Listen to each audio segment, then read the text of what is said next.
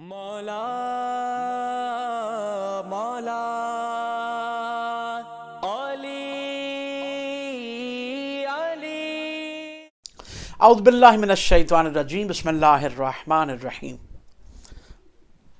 معالج، طبیب، ڈاکٹر یا حکیم، یہ ساری اصطلاحات ہیں جو بولی جاتی ہیں ان کے لیے جن کے پاس ہم دوا کے لیے جاتے ہیں، کہ جن کو ہم اپنا معالج سمجھتے ہیں کہ وہ ہمارا علاج کرتے ہیں، وہ ہمیں شفا دیتے ہیں۔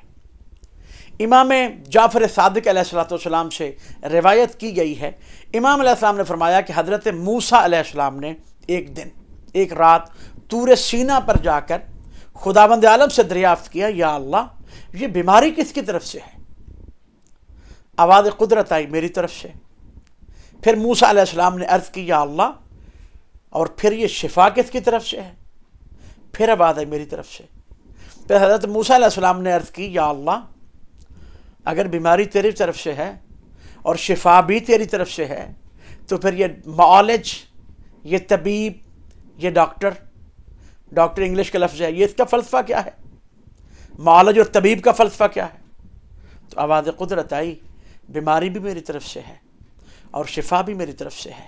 لوگ جو معالج کے پاس جاتے ہیں وہ صرف اپنے دل کو خوش اور مطمئن کرنے کے لیے جاتے ہیں۔